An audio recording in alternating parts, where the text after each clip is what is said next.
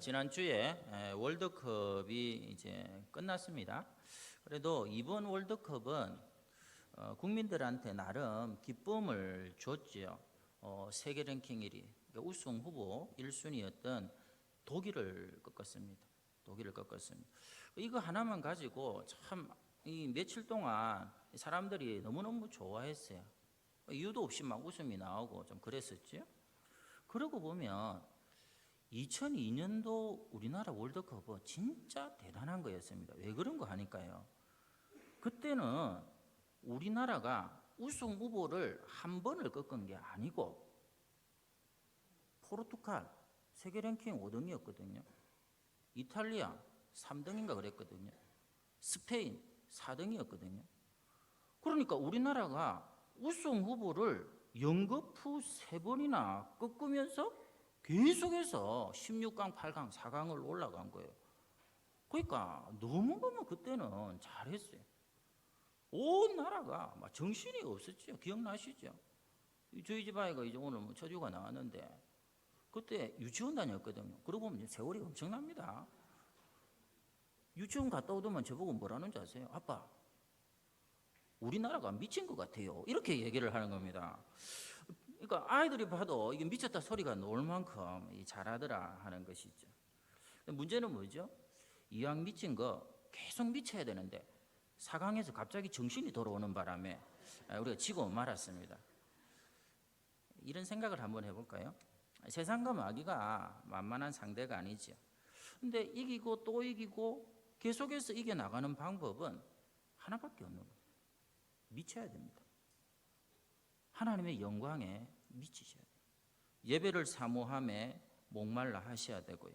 주님 사랑에 그냥 깨끗하게 돈에 미치고 권력에 미치고 명예에 미치고 그런데 미치지 말고 예수님 사랑에 깨끗하게 미치고 살면 하나님께서 이어지고 또 이어지는 승리를 주실 텐데 갑자기 신앙생활하다 정신이 딱 돌아오면서 현실이 보이는 것입니다. 자신이 보이는 것입니다. 자아가 살아나는 것입니다. 실패할 수밖에 없다. 이거를 오늘 다윗이 반면교사로 보여주는 내용입니다. 자, 오늘 말씀은 여러분 잘 아는 내용인데요. 다윗이 하나님을 위해서 내가 성전을 짓겠다 하는 계획을 이렇게 소개하는 것입니다. 너무 기특하죠. 세상에 하나님을 위해서 내가 성전을 짓겠다 하는 순수한 열정. 그런데 오늘 말씀을 보면 그 안에 실패를 향한 치명적인 독소가 들어있다 하는 가르침을 줍니다. 여러분, 잘못된 사람을 붙들어 가지고 회개시키는 것은 안 어렵습니다. 이게 문제입니다 라고 잘못을 깨닫기만 하면 얼마든지 고치고 변화될 수 있죠. 그런데 큰 마음을 먹고 좋은 일 해보겠다 하는데 그 사람 보고 그러면 안 된다고, 그것도 알고 보면 문제가 있는 것이라고 지적을 하면요, 그거 받아들이는 사람 제가 생각할 때 천에 하나도 안 됩니다. 천에 하나도. 그런데 우리가 다윗을 볼 때마다 놀라는 게 뭐냐 하면 아무도 생각지 못했던 그 놀라운 일을 계획하고 아뢰었는데 하나님한테 야단맞거든요. 그런데 그 하나님의 거절, 거기에 상처받는 것이 아니고 하나님의 no, divine no라고 부르는데 이것을 믿음으로 받아들이는 이 모습이 이 다윗이 우리에게 도전이 되는 이유다 하는 것이죠. 세 가지를 봅니다. 첫 번째는 나단 선지자에게도 오류가 있습니다. 4절 5절을 한번 보도록 하겠습니다. 4절 5절입니다. 시작. 그 밤에 여호와의 말씀이 나단에게 임하여 이르시되 가서 내 종 다윗에게 말하기를 여호와께서 이와 같이 말씀하시되 내가 나를 위하여 내가 살 집을 건축하겠느냐. 나단 선지자에게 내가 하나님 성전을 멋지게 지어드리겠습니다. 그랬더니 나단도 너무 좋은 거예요. 옳습니다. 맞장구를 쳤는데 밤에 나단이 기도하는데 하나님이 찾아오셔서 뭐라고 하느냐 하면 이 5절 말씀에 여러분들이 그 뉘앙스를 읽어낼 수 있어야 됩니다. 하나님 굉장히 지금 불쾌해하시는 겁니다. 나단이고 다윗이고 누구가 지금 뭔데 내 집을 짓니 많이 그런 소리 하냐고. 지어준다 하면 그냥 뭐 받으시면 좋을 것 같은데 하나님이 특이하게 지금 심사가 완전히 뒤틀려 있는 듯한 반응을 보이십니다. 이 얘기를 듣고 나단이 막 그 자리에서 내가 잘못했습니다.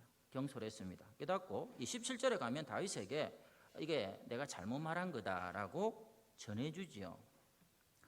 여기 쉽지 않습니다. 이런 목사 입장에서 제가 지난번 설교한 거 사실 잘못했습니다.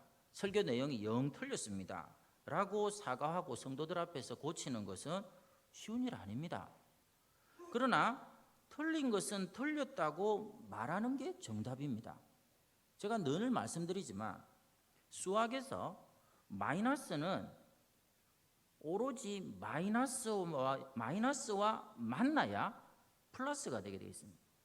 마이너스, 잘못된 것은 잘못됐다고 마이너스를 고백해야 플러스로 바로 문제를 잡아낼 수가 있는 거죠. 실제로 어떤 목사님이 그런 얘기를 하시더라고요. 요 성경 전에 개역 한급파 성경에는 이런 내용이 나옵니다. 출애굽기 말씀에 유월절 음식을 이렇게 먹는 규례에 대해서 나오다가 유월절 음식은 그게 뭐 나물이든지 양고기든지 간에 아침이 되기 전까지는 남겨두면 안 되고 이걸 다 소화시키라고 이렇게 되어 있습니다. 그러니까 이 목사님이 이걸 본문으로 채택을 한 거예요. 그래서 아침까지 남기지 말고 다 소화시켜라 하는 이 소화가 무슨 뜻이죠? 이게 불로 태운다는 소자입니다. 불화자하고. 그러니까 이걸 다 불태워라 이 말인데 목사님은 먹고 다 배에서 소화시켜라고 이렇게 생각을 하신 겁니다.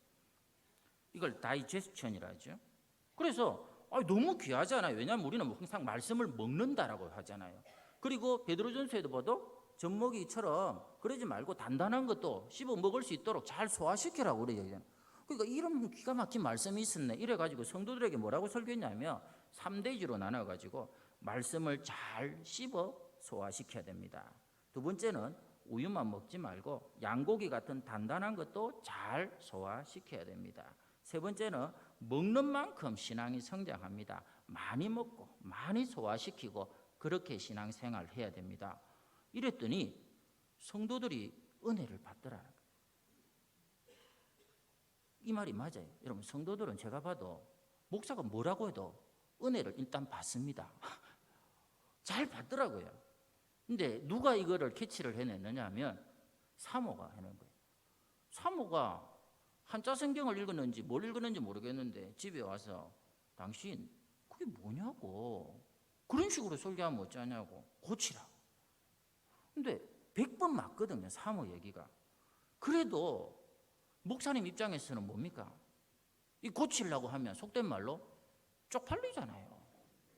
엄청 쪽팔리거든요. 고민이 되는 거예요. 그냥 막 넘어가면 좋겠는데 이런 생각도 들다가 기도 가운데 틀린 것은 틀렸다고 하자. 그래서 실제로 이분이 그 다음 주에 제가 제대로 준비 안 했습니다.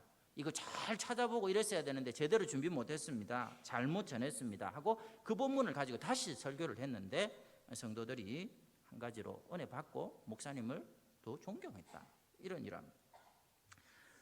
여러분 우리 교단 또 우리 전포교회를 뭐라고 부르느냐 하면 개혁교회라고 부릅니다. 개혁교회. 근데 이 개혁교회라는 말이 뭐냐 하면 사람은 틀릴 수 있다. 이게 핵심입니다.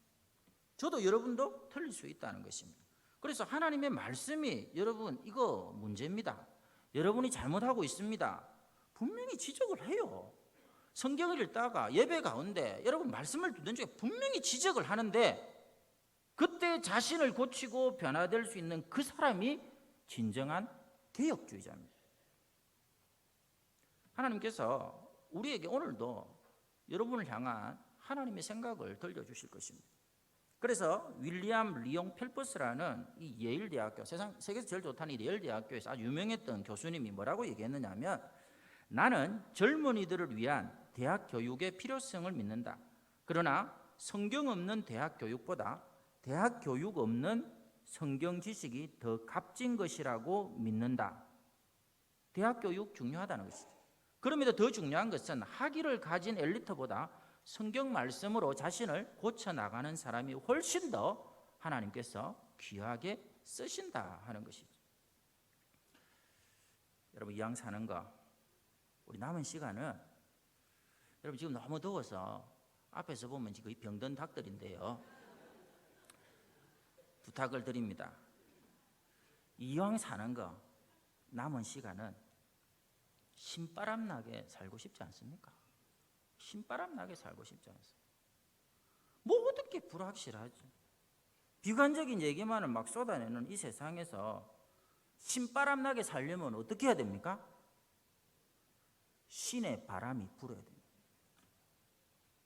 여러분들이 신바람 나게 살 수 있는 유일한 방법은 어디 가서 맛집을 찾고 좋은 데 여행을 다니고 아침부터 저녁까지 통장에 있는 잔고를 돈으로 채고 이런다고 해가지고 신바람이 나는 게 아니고 신의 바람이 불어야 돼요. 이때 신은 당연히 하나님이고요. 이 바람은 윈드 바람이 아니고 위시를 말합니다. 다시 말해서 God's wishes, 하나님의 소원, 신의 바람입니다. 이 신의 바람이 우리 안에 임하면 하나님의 소원은, 이 하나님의 바람은 무조건 우리가 잘 되는 거예요. 무조건 우리가 잘 되는 것이기 때문에 전능하시고 신실하시고 아들을 십자가에서 죽이실 정도로 사랑하시는 그 하나님이 우리를 향해 가지고 계신 이 바람, 소원, 이것이 우리 안에 불기만 하면 그 하나님의 바람은 우리의 환경 때문에 못 이루어질 이유가 없어요. 왜? 하나님이 어떤 분이신데요? 하나님이 삼라만상의 주인이신데요. 하나님이 역사의 주관자신데요. 그렇게 하나님의 바람, 신의 바람이 불면 나도 신바람 나고, 여러분 때문에 가족들이 신바람이 나고, 우리 주변도 신바람이 나는 축복의 통로가 될 수 있는 것이죠. 여러분 왜 삶에 아직도 신바람이 없습니까? 하나님이 여러분 속에 불어주시는, 하나님께서 오늘도 여러분 가운데 불어넣는 이 신의 바람이 여러분 속에 있는 나의 자아와 아집과 고집이 꺾어버리기 때문에 그런 거예요. 하나님의 바람을 여러분들 스스로가 좌절시키고 있기 때문에 그렇습니다. 사랑하는 성도님들, 오늘 말씀을 들을 때에 내가 붙들고 있는 것들은 좀 내려놓으시고 말씀이 가르쳐 주는 대로, 그러면 그렇구나, 이건 아니라고 그러시네, 그것을 따라가는 변화된 사람, 하나님께서 여러분 삶에도 동일하게 신바람 나는 일들로 채워주시는 역사를 베풀어 주실 줄로 믿습니다. 두 번째, 다윗의 오류입니다. 6절 7절을 함께 읽도록 하겠습니다. 6절 7절이면 시작. 내가 이스라엘 자손을 애굽에서 인도하여 내던 날부터 오늘까지 집에 살지 아니하고 장막과 성막 안에서 다녔나니 이스라엘 자손과 더불어 다니는 모든 곳에서 내가 내 백성 이스라엘을 먹이라고 명령한 이스라엘 어느 지파들 가운데 하나에게 내가 말하기를 너희가 어찌하여 나를 위하여 백향 목집을 건축하지 아니하였느냐 말하였느냐. 다윗의 성전 건축의 소원은 하나님의 허락을 받지를 못합니다. 하나님이 왜 허락 안 하시죠? 이유가 뭐다? 우리 주일학교 공과 시간에 저도 그렇게 배웠습니다. 피를 많이 흘려서 그렇습니다. 역대상에 보면 그런 근거가 있습니다. 그런데 하나님께서 이 말씀을 하시면서 다윗의 성전 계획을 놓으라고 하시는 이유는 더 중요한 포인트가 있습니다. 그건 뭐냐 하면 성전을 짓겠다고 하는 다윗의 마음에 문제가 있다는 것입니다. 지금 다윗의 상황은 어떠냐면요, 모든 것이 평안한 상태입니다. 세상에 그 기름 부음 왕의 후계자로 세움을 받고 20년을 그 죽을 고생을 했어요. 20년 죽을 고생을 하고 난 다음에 이스라엘과 유다의 통합 왕이 됩니다.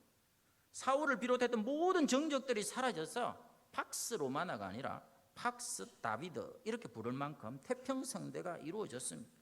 이때 다윗의 마음에 하나님의 전을 지어야지 하는 열정이 생겼는데요, 동시에 하나님의 지적은 뭐냐면 다윗 마음 가운데 내가 이만큼 일을 이루었으니까 하나님을 위해서도 뭔가 해야 안 되겠나, 내가 이만큼 복을 받았으니 이제는 내가 하나님께 호의를 베풀어 드려야지 하는 요 마음을 하나님이 정확하게 집어넣으시는 거예요.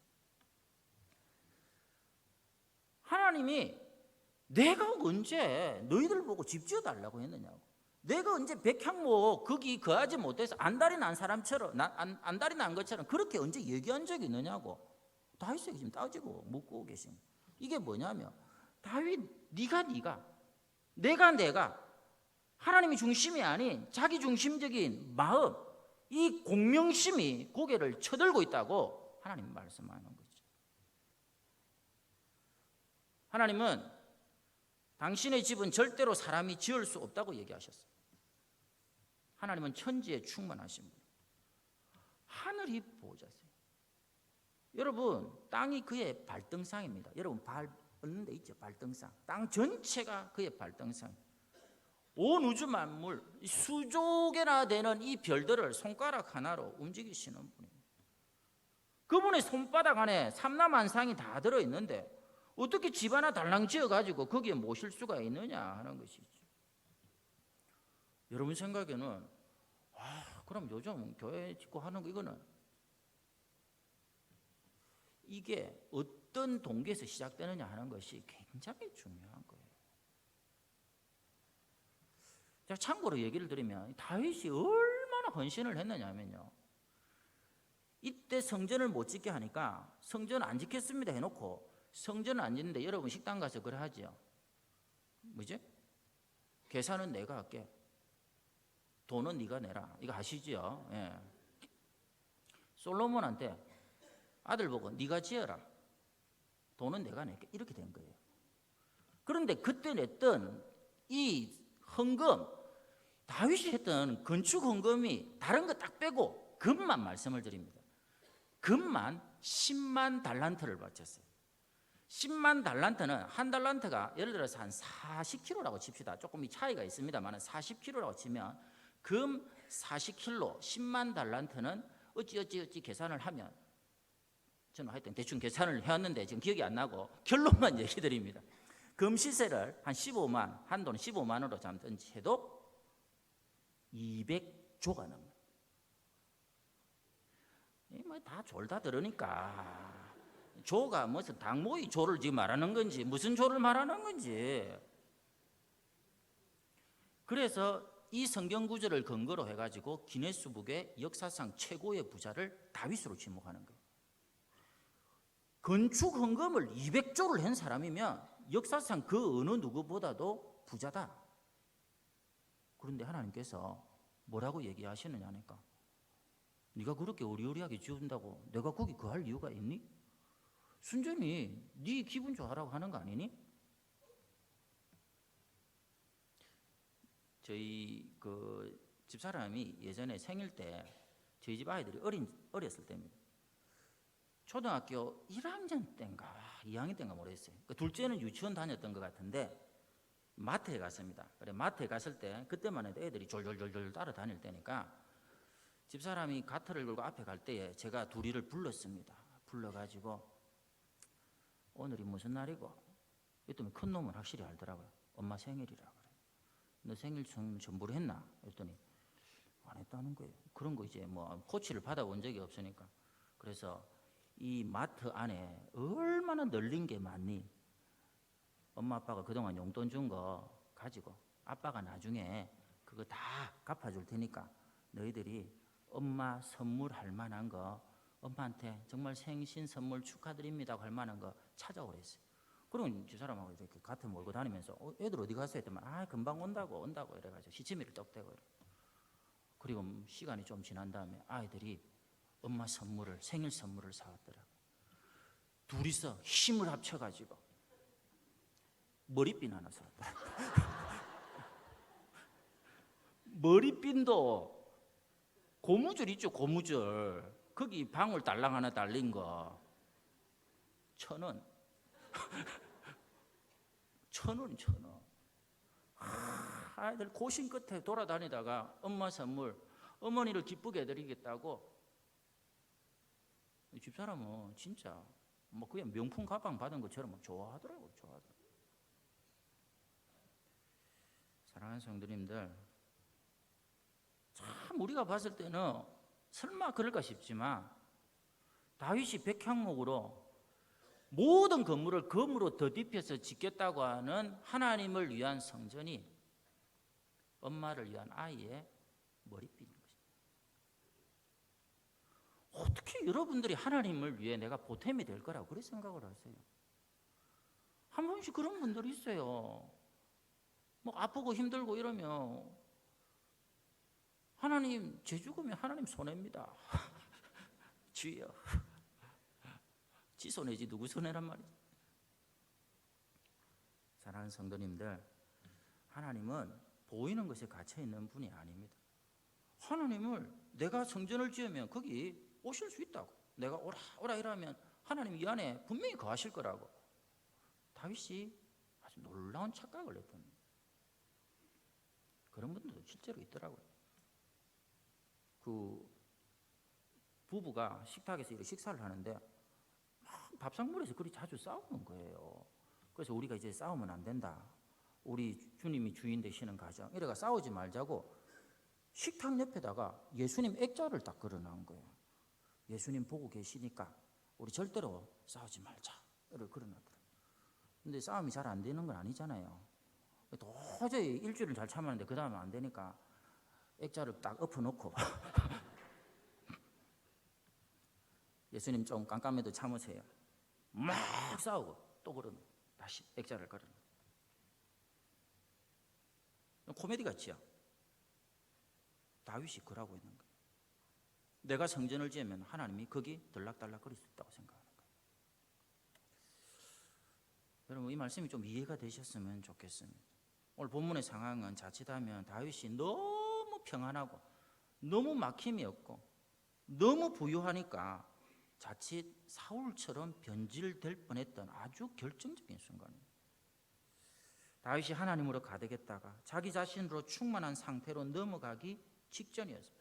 근데 참 귀한 건 뭐냐 하면 이 다윗이라는 분이요, 이때 하나님이 지적을 하고 노하고 거절을 하는데 기쁨으로 받아들이는 거예요. 아, 정말 귀한 분입니다. 볼까요? 18절을 읽도록 하겠습니다. 18절 말씀 같이 읽습니다. 시작. 다윗 왕이 여호와 앞에 들어가 앉아서 이르되 주 여호와여 나는 누구이오며 내 집은 무엇이기에 나를 여기까지 이르게 하셨나이까. 여기 하나님 앞에 앉았다 하는 것은 정확히 말하면 무릎을 꿇고 기도했다 이런 뜻입니다. 이것이 다윗이 그동안 하나님을 위해서 보였던 그 놀라운 성전보와 그리고 사울 왕을 향한 용서의 손길과 법궤를 예루살렘으로 옮기면서 보였던 하나님 앞에서 뛰노는 그 감격보다 훨씬 더 하나님 보시기에 중대한 신앙의 모습이었습니다.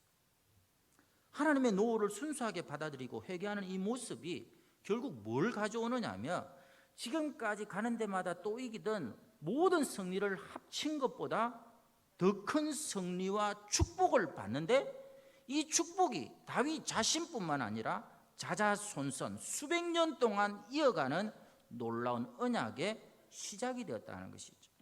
하나님이 나중에 뭐라고 하십니까? 이 기도 이후에 다윗 너가 집을 짓겠다고 나를 위해서 고마워. 그런데 이거는 네 아들 때 가서 하기로 하고 이제 내가 너를 위해서 집을 지어줄게 이렇게 얘기하십니다. 다윗 집을 내가 지어줄게. 그게 뭡니까? 다윗의 가문을 자자손손 붙드셨습니다. 그의 후손을 통해 왕위가 끊어지지 않게 하시고 그의 집을 가장 놀랍고 강력하게 세워서 그의 후손을 통해 예수 그리스도가 오게 하겠다는 이 놀라운 언약이, 이 나단의 신탁이 바로 이 기도 이후에 주어지는 거예요. 다윗의 이 하나님의 축복과 약속을 받고 난 다음에 드렸던 기도를 한번 보겠습니다. 마지막 절 29절을 봅니다. 같이 읽습니다. 시작. 이제 청하건대 종의 집에 복을 주사 주 앞에 영원히 있게 하옵소서. 주 여호와께서 말씀하셨사오니 주의 종의 집이 영원히 복을 받게 하옵소서 하니라. 아멘. 이 말씀이 여러분의 가정과 자녀 손들 가운데도 동일하게 임하기를 축원합니다. 반복되는 단어가 뭐죠? 영원히 영원히. 다윗이 했던 고백 중에 생각나는 게 있죠. 시편 23편. 내가 영원히 여호와의 집에 살리라. 다시 말해서 여호와가 목자니까 시편 23편 시작이 그러잖아요. 내가 부족함이 없고 하나님 한 분만으로 충분한 그 은혜의 삶을 이제는 놓치지 않겠다는 목동 시절의 초심으로 돌아가 버린 거예요. 그럼 사람이 만족한다는 게 뭡니까? 여러분, 만족한다는 데 정의를 어떤 목사님이 그렇게 얘기합니다. 분자 분모 해가지고 분수처럼 해가지고 밑에다가 자기가 원하는 것을 분모로 넣습니다. 그리고 그것이 채워지면 곱하기 100을 할 때에 그 사람의 만족도가 되는 거죠. 원하는 것이 100가지가 분모로 깔리면 채워진 게 20개가 되면 그의 만족도는 몇 프로? 20%가 되는 거죠. 그런데 우리 삶에서 만족을 못하는 이유가 뭐냐 하니까 가지수가 너무 많은 거예요. 내가 원하는 것의 가지수를 여러분 줄여야 됩니다. 여러분 믿거나 말거는데 저는 가지수가 많지 않습니다. 첫 번째, 전포교회 예배 때 하나님 은혜가 임하는 것입니다. 이게 첫 번째 무조건. 그 다음에 저희 가족들의 건강입니다. 저도 어쩔 수 없어요. 가장이니까. 세 번째가 우리 성도들 가정의 평안입니다. 나머지는 저는 정말 어찌돼도 상관이 없습니다. 어찌돼도 상관이 없습니다. 그러니까 다른 사람에 비해서 저는 만족도가 조금 높다고 느낄 때가 있습니다. 여러분 좀 그렇게 해보세요. 여러분 이거 내가 원하는 것에 첫 번째는 무조건 이걸 둬야 됩니다. 내가 예배할 때 하나님의 임재를 체험해요. 예배 때마다 하나님이 이토록 신실하다는 것을 깨닫는 이거는 절대로 밀려서는 안 돼요. 두 번째, 가족들 건강하십시오. 세 번째, 교회의 평안과 다음 세대의 부흥. 뭐 이 정도면 저는 충분한 것 같은데 뭐 필요하시면 또 뭐 우리 가정에 필요한 것들을 넣을 수도 있겠죠. 하나님의 뜻 안에서. 근데 너무 많아요. 너무 또 구체적이에요. 우리 자식이 무조건 이 수준, 이 대학 그 이상은 가야 된다. 이게 밑에 딱 들어가 버리면 만족은 끝이라고 보시면 됩니다. 내가 최소한 몇 평 이상의 아파트는 살아야 된다. 이런 게 밑으로 딱 깔려버리면요. 없습니다. 영원한 만족은 없는 것이죠. 이 재밌는 게 뭐냐 하니까요. 여러분이 이 가지수를 정말 다윗처럼 여호와가 목자가 되기만 하면 나머지는 상관없습니다 하는 단수로 이렇게 하나로만 맞출 수만 있으면 여러분 삶은 어떻게 바뀌느냐 하면 여가로 바뀌는 것입니다. 직장 이 더운 때 직장 생활하던 분이 여름 휴가 얼마나 좋습니까? 마음도 포근해지고 시간도 넉넉해지고 아이고 이렇게 휴가처럼 살면 그게 평생의 모든 삶의 영역에서 여가로 바뀝니다. 이 재밌는 게 뭐냐니까요. 이 여가라는 이 헬라 단어가 스콜레라는 단어인데요. 이 스콜레라는 단어에서 스쿨이 나와 있어요. 학생들이 그렇게 고역으로 느끼는 학교 생활 이게 뭐냐면 원래는 여가예요. 여가. 레저를 즐기는 시간이라니까요. 이해가 되십니까? 근데 저는 확신을 합니다. 우리 아이들 마음 가운데 하나님으로 충만하게 되면 학교 생활도 여가처럼 보낼 수 있다. 반드시 그렇게 살 수 있다. 어른들도 여러분 마찬가지입니다. 직장생활 하시는 거, 사업하시는 거 스트레스 많죠. 그런데 먼저 하나님으로 채워보세요. 하나님 여러분 사업보다 못하십니까? 여러분이 직장에 상관보다 못하세요? 하나님으로 충만하고 나면 엄마로 살든지 주부로 살든지 그 살아가는 것이 이제는 안달복달하면서 억지로 살아가는 것이 아니라 여가선용이 되는 거예요. 진짜 주업은 이미 마음을 다해 하나님을 사랑하는 데 다 들였기 때문에 나머지 모든 삶의 영역에는 신의 바람이 불고 삶에는 신바람이 나고 세상에 알 수 없는 평강이 넘쳐나면서 나도 모르게 다윗처럼 원수를 만나도 사울을 만나도 용서가 나오겠다는 거예요. 다 죽어가는 사람, 자기 코가 석자인데도 죽어가는 사람 보면 그들을 위해서 섬기겠다고 손을 펴는 일들이 나타나는 거죠. 애굽 소녀 지금 누구 잡으러 가야 되는데 그 사람 살려준다고 시간 다 보내고 있는데 다른 사람들이 보면 억장이 무너지고 이게 멍청이가 따로 없는데 그 가운데서도 평안을 지키며 하나님께서 예비하신 새로운 놀라운 일들을 발견해내는, 다른 사람들이 봤을 때 이거 너무 헌신하고 희생하고 너무 힘든 걸 그렇게 꼭 살아야 되는데 본인은 너무너무 쉬운 것입니다. 여가를 즐기는 시간.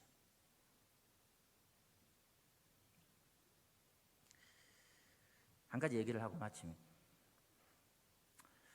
제가 이번 휴가 때 뭐 너무 더우니까 뭐 어차피 또 제가 멀리도 못 가고 그래서 이제 산책한다고 바람 쐬고 그 다음에 밥 먹으러 이렇게 나갑니다. 집사람하고 밥 먹으러 나가면 집사람하고 저하고 이제 식성이 조금 달라요. 저는 가장 저한테 맛있는 게 뭐냐면 햄버거입니다. 햄버거. 혹시 저한테 밥 사주실 분들은 참고를 하세요. 저는 5만 원짜리 뷔페보다 제가 좋아하는 거 뭐 햄버거가 있습니다. 3천 원짜리 햄버거를 훨씬 더 좋아하고 저는 그게 더 훨씬 더 만족스럽습니다. 근데 집사람은 이런 거 햄버거 뭐 조금 이렇게 그런 거 안 좋아하고요.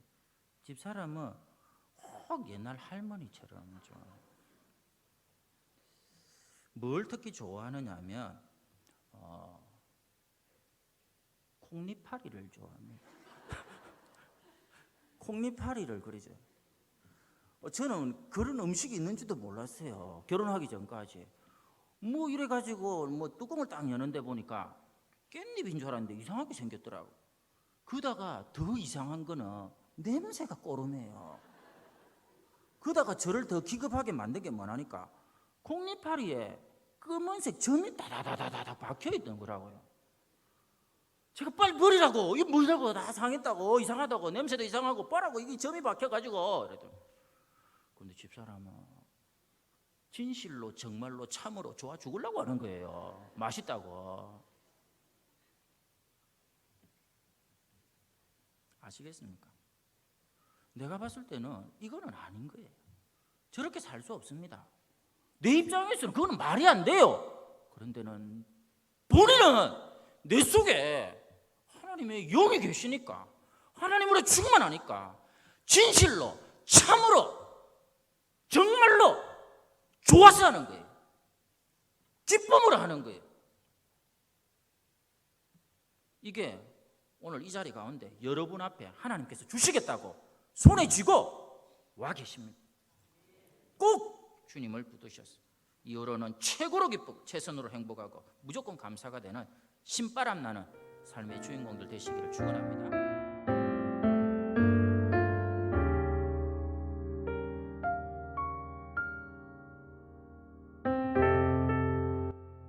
하나님, 저희들이 큰 어려움 가운데 처해 있습니다. 이게 이렇게 큰 문제가 될 줄 몰랐습니다. 우리의 힘으로 쉽게 해결할 수 있는 문제인 줄로 알았습니다. 우리의 가학으로, 우리의 경제적인 능력으로 능히 해결할 수 있을 줄 알았습니다.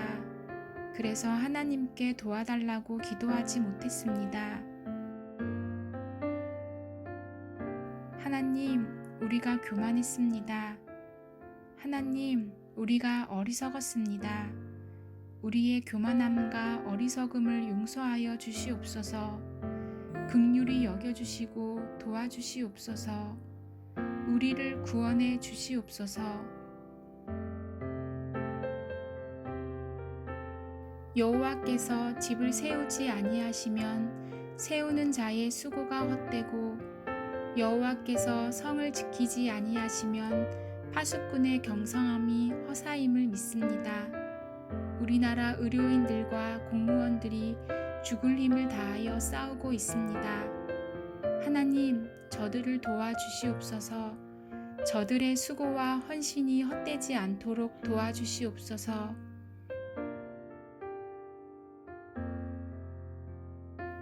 확진 판정을 받고 격리 중에 있는 사람들이 있습니다. 저들 중에는 중증 환자들도 있습니다. 치유하여 주시옵소서. 저들의 생명과 건강을 지켜주시옵소서. 경증 환자들도 치료가 잘 되어 중증으로 발전되지 않고 빨리 회복되어 태어날 수 있게 해 주시옵소서. 코로나19 바이러스의 확산을 막아 주시옵소서.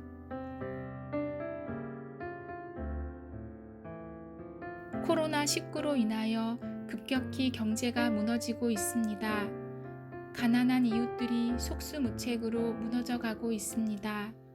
저들이 무너지지 않도록 지켜주시고 돕는 손길들이 일어나게 하옵소서. 돕는 손들이 많아짐으로 전화위복의 역사가 일어나게 하옵소서. 서로 돕고 섬기며 사랑하는 일들이 풍성해짐으로 더 세상이 살만한 세상이 되게 해 주시옵소서.